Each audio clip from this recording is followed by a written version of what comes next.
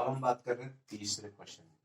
तीसरे क्वेश्चन में लिखा है आर में आर, यहाँ पर दो आर है, इनको आपको समझना अच्छे तरीके से। आर में आर यानी ये वाला जो आर है ये प्रदर्शित करता है रियल नंबर, यानी वास्तविक संख्या है। वास्तविक संख्या है 0, -1, -2, 1/2, कुछ भी हो सकती है, प्लस हो सकती है, माइनस हो सकती है। तो आर में आर रिलेशन दिया है आपको, तो मान लेते हैं कि A = R। ए जो सेट है ये रियल नंबर का सेट है, और रियल नंबर में मान लेते हैं आपकी -1, -2, 0, 1, 2, कुछ भी हो सकता है, हमने कुछ नंबर लिए। इसी प्रकार अब आप रिलेशन की बात करो। रिलेशन की बात करें तो रिलेशन हमें दिया है, रिलेशन का ऑर्डर है ए बी, और ऑर्डर में दिया है इस प्रकार है कि A is less than or equal to B. A जो होगा वो बी के बराबर होगा या बी से छोटा होगा। तो हम लिखेंगे A is equal or less than B. जो भी रिलेशन में होगा वो सारे नंबर कैसे होंगे, ए जो होगा वो या तो बी के बराबर होगा या फिर बी से छोटा होगा, वो सारे नंबर आएंगे। सबसे पहले हम स्वतुल्य के लिए प्रूफ करते हैं।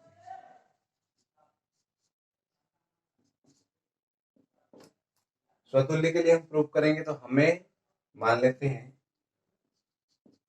माना -1 बिलोंग्स टू ए।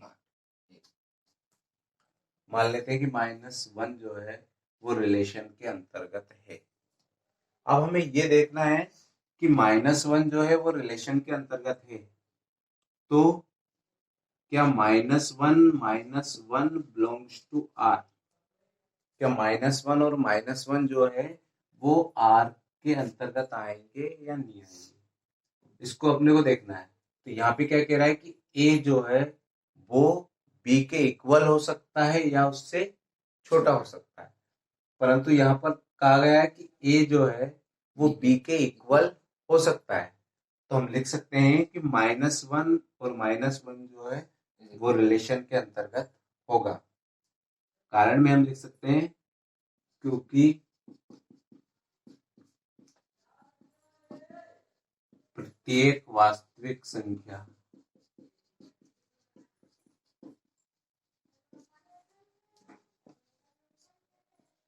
स्वयं के बराबर हो सकती है, यानी प्रत्येक संख्या स्वयं के बराबर हो सकती है, इसलिए हम लिख सकते हैं कि -1 -2 बिलोंग्स टू आर। यानी इसी तरह आप -2 लोगे तो भी यही पोजीशन है, 0 लोगे, 1 लोगे, 2 लोगे, जो भी नंबर लोगे, अतः हम कह सकते हैं अतः संबंध आर स्वतुल्य या रिफ्लेक्सिव है। इसी प्रकार हम बात करते हैं दूसरे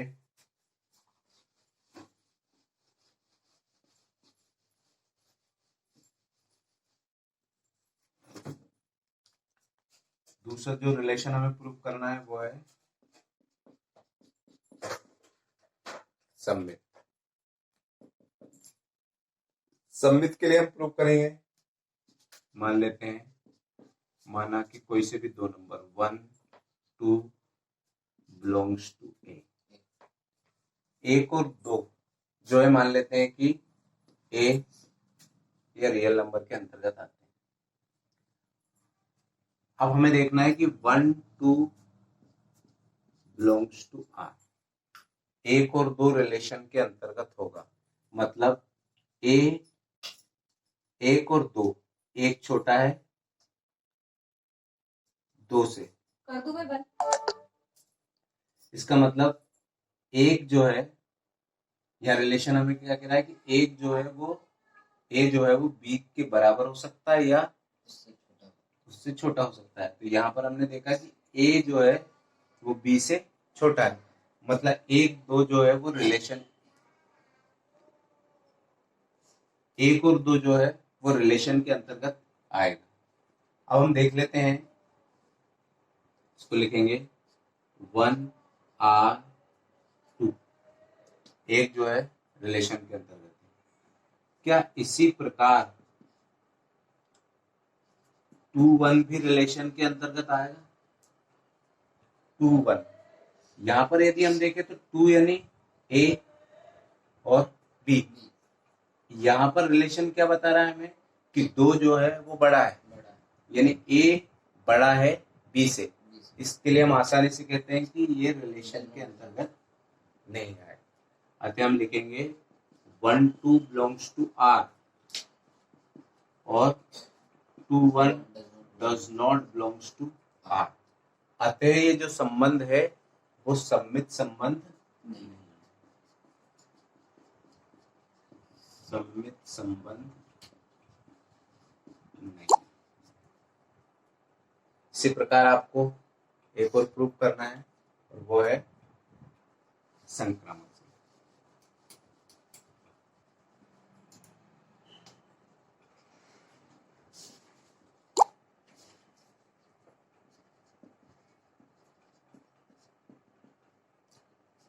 मान लेते हैं, माना इनमें से कोई नंबर ले लो, या ले लो आप A B C belongs to ए।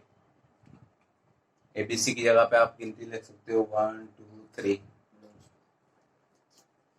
या आप ले सकते हो 1 2 3 बिलोंग्स टू ए। अब हमें रिलेशन की बात करेंगे तो मान लेते हैं हम कि 1 2 बिलोंग्स टू ए छोटा है बी बड़ा है, यानी रिलेशन के अंतर्गत होगा। इसी प्रकार हम लिख सकते हैं 2 3 बिलोंग्स टू आर। 2 3 भी जो है वो रिलेशन के अंतर्गत है। अब हमें ये प्रूव करके बताना है कि क्या 1 3 भी रिलेशन के अंतर्गत होगा। तो हम लिखेंगे 1 3 बिलोंग्स टू आर। 1 3 भी रिलेशन के अंतर्गत होगा। क्यों? क्योंकि रिलेशन क्या कह रहा है कि ए जो है वो बी के बराबर होना चाहिए या बी से छोटा होना चाहिए।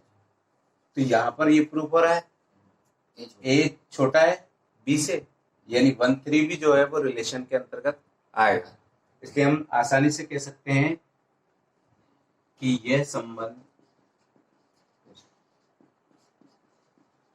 संक्रामक संबंध